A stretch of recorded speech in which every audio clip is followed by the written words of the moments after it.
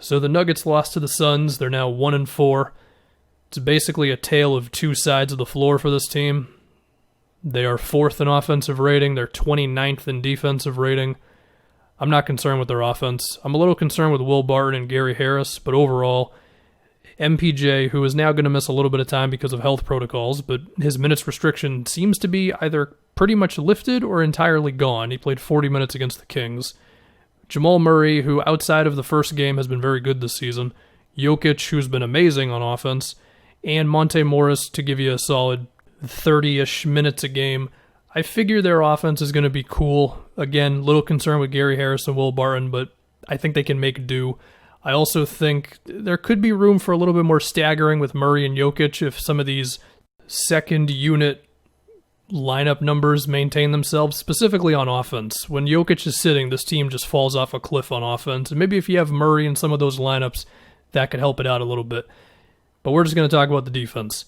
The gist of it is they can't defend the three-point line and they can't defend the basket, which means you better figure something out real quick. So in the minutes that I've seen, teams are attacking Jokic a lot, as you would imagine, and the Nuggets have been having Jokic step up on screens, which is not foreign. They've done this before, and they basically have him and the initial defender crowd the ball handler, and then somebody from one of the corners comes over to defend the big guy, and now somebody in the corner is open, and the idea is the Nuggets are daring the other team to make the pass to that guy before they can close out to that guy. It worked for maybe 7 minutes against the Suns, and then Chris Paul caught on to what they were doing, and he basically sliced them up the rest of the game. Now, that doesn't mean it was always the open guy who got the shot off, but it was like in the scramble to get back to that guy, somebody else would get open.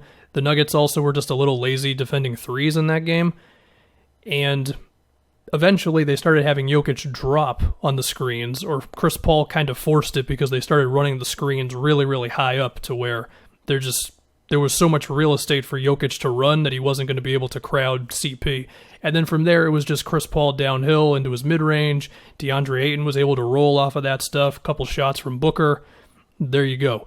Against the Kings in the fourth quarter, they mainly had a drop coverage with Jokic, and the Kings just killed him. I mean, Jokic was not imposing at all around the basket. It was Rashawn Holmes floaters. It was this one De'Aaron Fox sort of layup where Jokic didn't make too much of a difference. And when teams are not going a Jokic, it's more simple switching, that sort of thing. I mean, part of this is that Jokic is just simply not a great defensive player. We all knew this. You just have to deal with it if you're Denver. That being said, they have managed to be a good defensive regular season team in the past. So maybe it's simply being better at defending those three-point shooters after the initial blitzing of the ball handler with Jokic, or it could be a matter of you just have Jokic do a little bit more of a drop coverage to make teams shoot mid-rangers, but you do a better job to where they're not just getting comfortable spaces to, pull up or even build up some steam and then get to the rim anyway. So I don't know. That's for Mike Malone to figure out.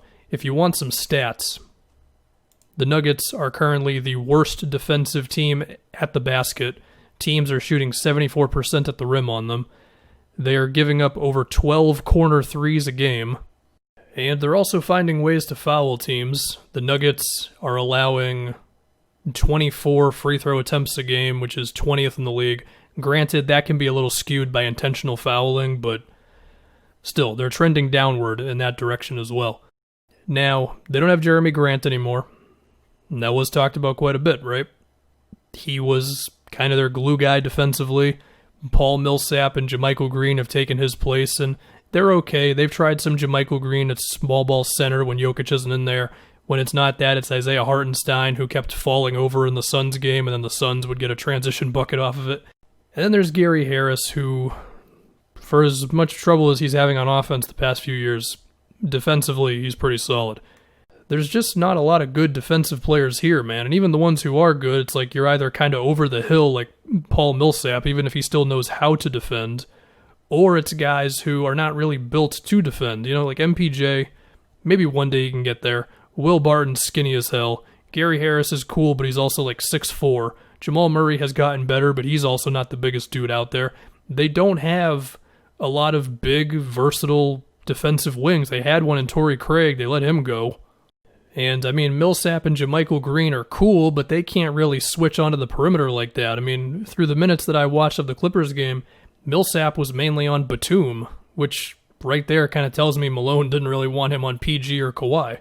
And speaking of that Clippers game, there were so many possessions where Kawhi managed to get switched on to Barton or Murray, or maybe Barton was just defending him without a switch, or, one of those guys on PG, and it's like they're doing what they can, but they're just too small.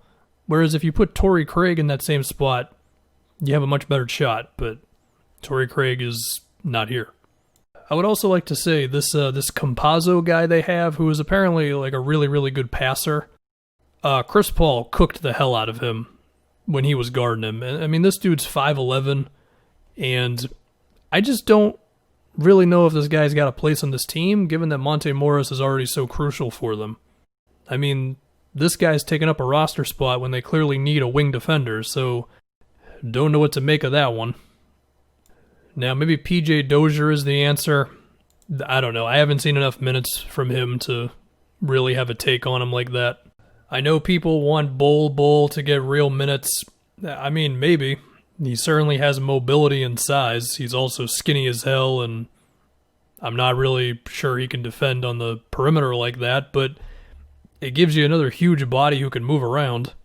And then there's a couple other guys who aren't really playing much, including RJ Hampton, and maybe one of those guys can pop up. But to me, I think it's got to be either they get really desperate to make a move and bring somebody in here, or they just need to be better.